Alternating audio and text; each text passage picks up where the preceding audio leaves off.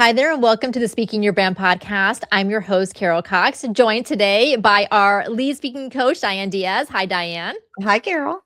This is a new two-part series that we're doing to kick off the new year. Part one, this episode is on the missing piece of your marketing strategy, which is your signature talk.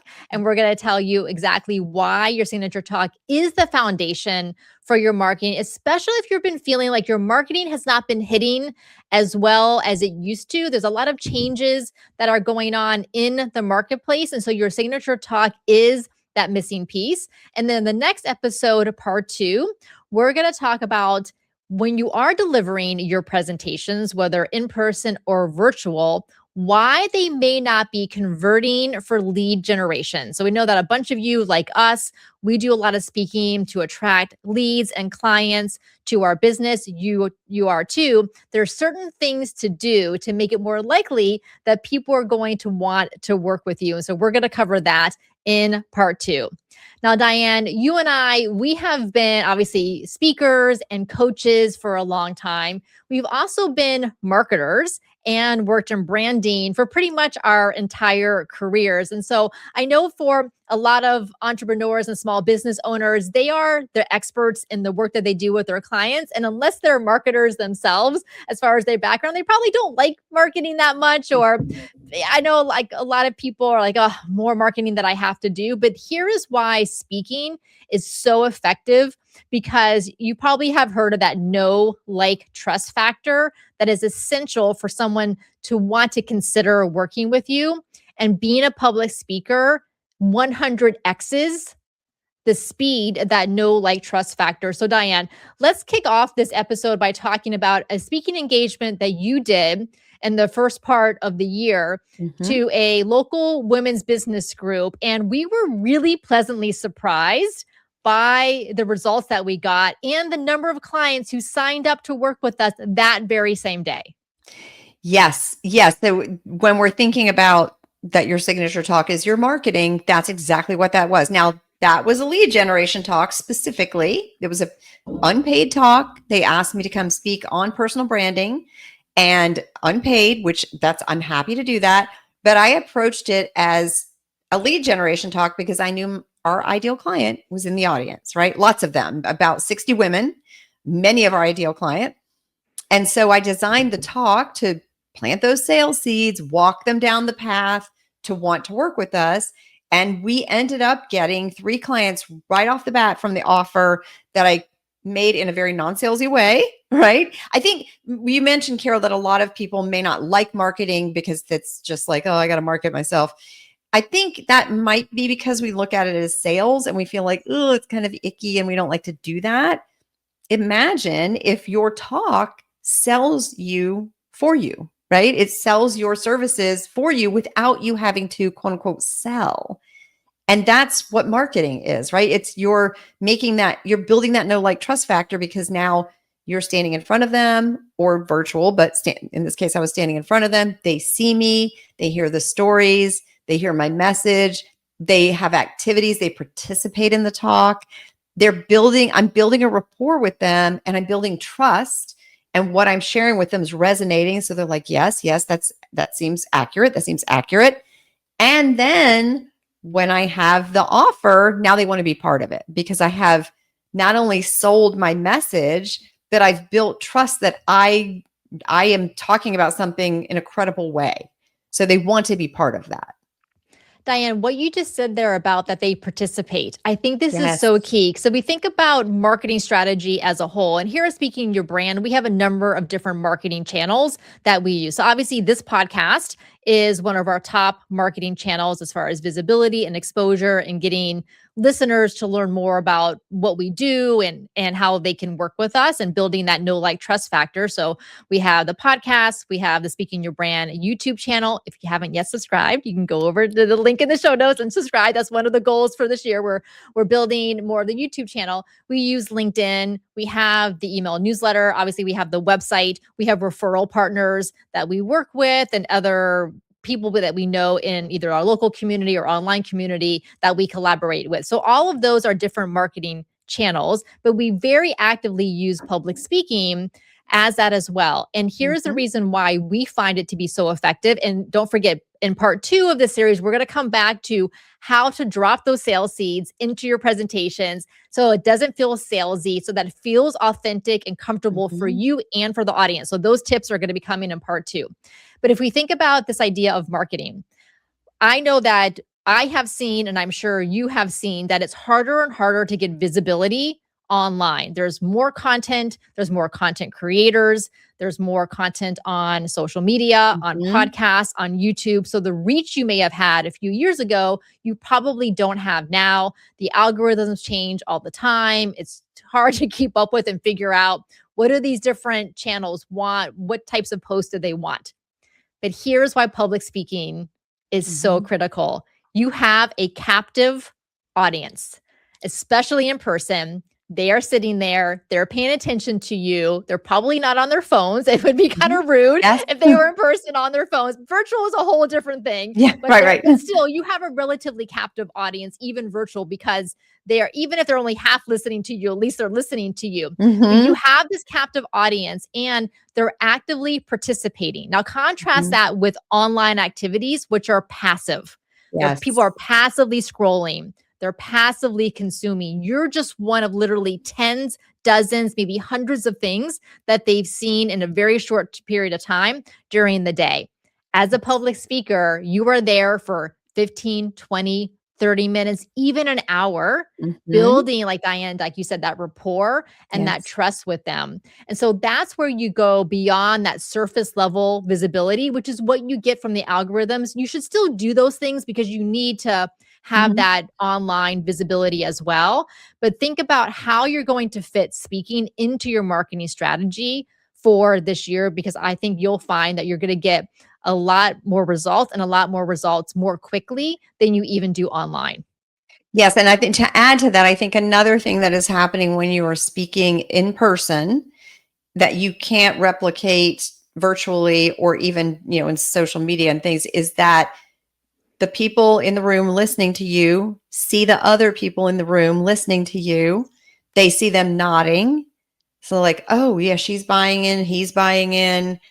Then they're like, oh, we're all, yeah, right. And it's like confirmation that you are on the right track, right? And so we see the other people in the room raising their hands or participating, or it's like we're all buying into the same message. So it reinforces our decision, our good decision to sit there and listen to your message. Oh, it's like the mirror neurons. Yes, Yes, yes. yes. It's the reason why if I see someone cry, bam, I will cry. I don't even have to know why you're crying. Right, yes, Yeah, or laugh, yeah. or people Yes, start yes, laughing and then you yeah, start laughing and all that, yeah. yes.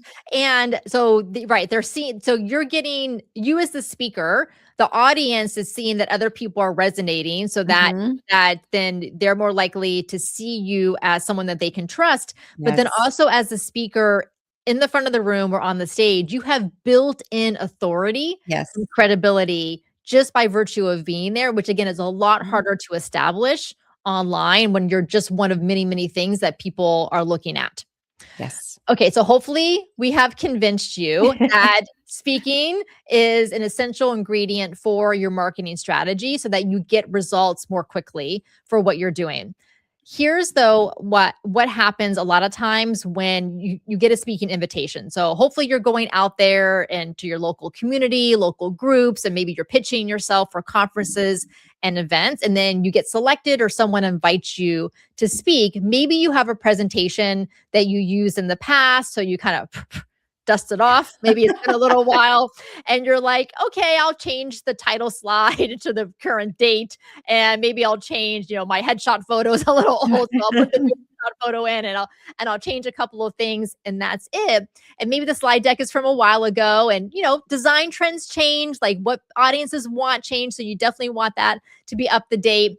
Or maybe you don't really have a current presentation or a current slide deck. So you kind of just put something together at the last minute, or maybe you wing it. And that's also contributes to a lot of nerves that people get because they're not feeling comfortable in their message and they don't feel as prepared for it. And they really, I think a lot of times that is that they'll treat the presentation as an afterthought instead of Mm. a core essential element, not only of their marketing strategy, but of their business strategy, and really getting people to understand who you are as a person, but as that business owner, what matters to you, but then by extension, what matters to the audience and how you have that connection together. Yes. So we think about a signature talk. Now, you can have more than one topic that you speak about. So don't hear signature talk and feel like we're trying to box you in into only one thing that you're allowed to talk about. And that's it for the next year or two. You cannot talk about anything else.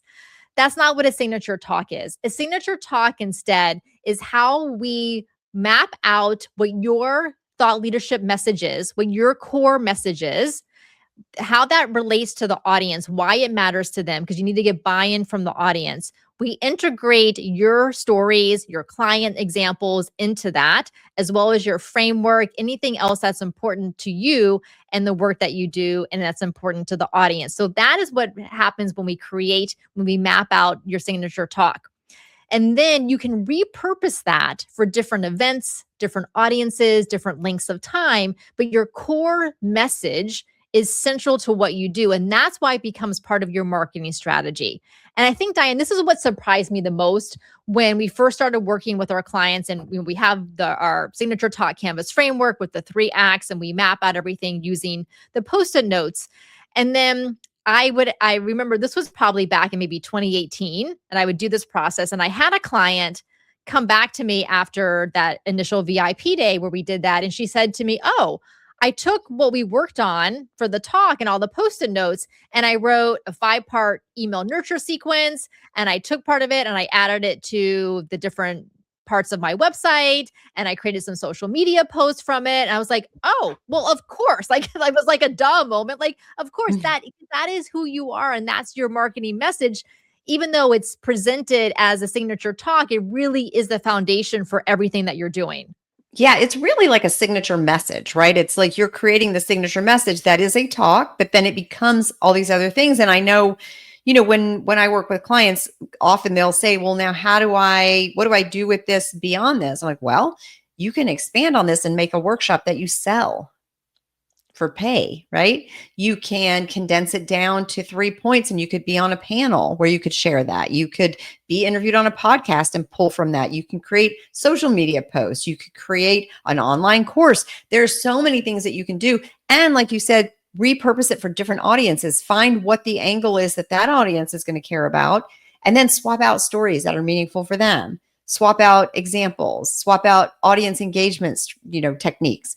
So you make it a different talk, but it's not a whole completely different talk. You're just repurposing what you've already created. So you become known as the person who talks about XYZ topic, but then it's tailored to each audience.